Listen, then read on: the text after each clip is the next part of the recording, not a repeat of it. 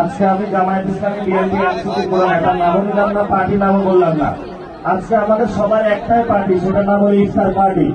ইফতার পার্টিতে আমরা সবাই উপস্থিত হয়েছি, আত্মীয় স্বজন নিয়ে, রাজনৈতিক ব্যক্তিবর্গ এসেছেন, বিশ্ববিদ্যালয়ের প্রফেসরগণ এসেছেন, আমাদের বিশেষত মা বোনেরা এসেছেন। আপনাদেরকে অসংখ্য ধন্যবাদ।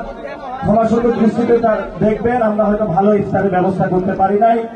আমরা এখানে একসাথে হয়েছি, একটা ঐক্যবদ্ধ বাংলাদেশ দেখাচ্ছি, এটাই হলো আমাদের মূল আয়োজন।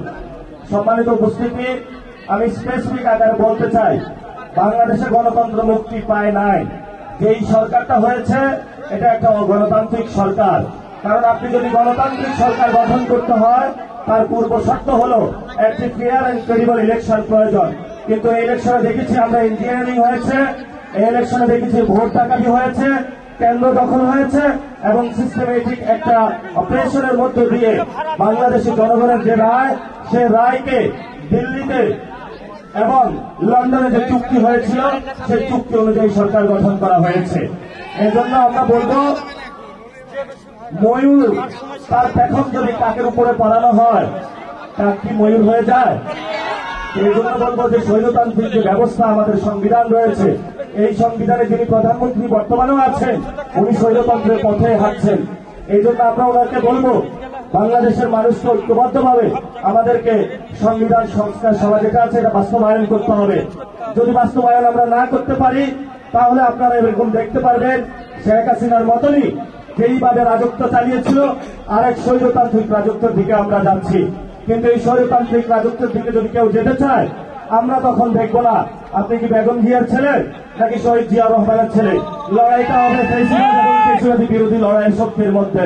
এবং আমরা স্পষ্ট ঘোষণা করছি, বাংলাদেশে আর কোন ফ্যাসিবাদী ব্যবস্থা চাই না।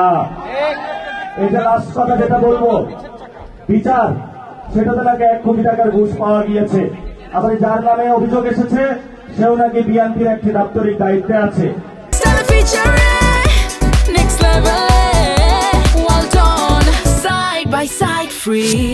বিচার প্রক্রিয়া যদি এই অবস্থা হয়, তাহলে আবু সাঈদ, মুগ্ধ, শহীদ ওয়াসিম তারা যে জীবন দিয়েছিল, তারা তো সেই জীবনের বিচারও তারা পাচ্ছে না। এই বাংলাদেশ আমরা দেখতে চাই না। নতুন করে কথা এসেছে যে শেখ হাসিনা নাকি ভুল বুঝানো হইতো, তাকে কারা উপদেশ দিত। একটু আগে একজন বক্তা বলেছিলেন যে তারেক রহমানকে কে ভুল বুঝায়। তো তারেক রহমানের রাজনৈতিক উপদেষ্টার নাম আপনারা জানেন? রাজনৈতিক উপদেষ্টার নাম হলো তারেক রহমানের রাজনৈতিক উপদেষ্টার নাম হলো আব্বাস উদ্দিন সাহেব। এবং এই আব্বাস উদ্দিন সাহেবের রাজনৈতিক উপদেষ্টাকে জানেন? আফরোজা আব্বাস সাহেব, যিনি সুন্দর মতো কেন্দ্র দখল করেছিলেন, ভোট ডাকাতি করেছিলেন। তো আমরা ধরে নিতে পারি তারেক রহমানের ইঞ্জিনিয়ার উপদেষ্টা হল মির্জা আফরোজা আব্বাস সাহেব। তো দেশটা কোন দিকে যাবে সেটা তো আমরা বুঝতে পারি। তারপর নারী এম্পাওয়ারমেন্ট হয়েছে, তো সেই জায়গা থেকে তাদেরকে আবেদন জানাবো, আমাদের অনেক মা বোন দর্শিত হচ্ছে। আল্লাহ রাস্তা আপনাদের কাছে মাপ চাই, যেই মায়েদের থেকে আমাদের জন্ম, আপনারা একজন সন্তান আছে, আল্লাহ রাস্তে যেই কোনো ভাবে হোক বাংলাদেশে এই যে স্বরাষ্ট্রমন্ত্রী আছেন, অটোরিক্সা নিয়ে ব্যস্ত আছেন, এই যে বিভিন্ন কাজে ব্যস্ত আছেন, এগুলো বাদ দিয়ে আগে দর্শনটা ফেলান। আমরা বাংলাদেশে দর্শন চলতে দিতে চাই না। যদি আপনারা এটা না করতে পারেন, আমরা আমাদের নিরাপত্তার দায়িত্ব আমাদের হাতে তুলে দেব ইনশাআল্লাহ। রাজশাহীবাসী ভালো থাকবেন। রাজশাহীবাসী ইসলামিক আন্দোলনের ঘাটে ছিল, ভবিষ্যতেও থাকবে।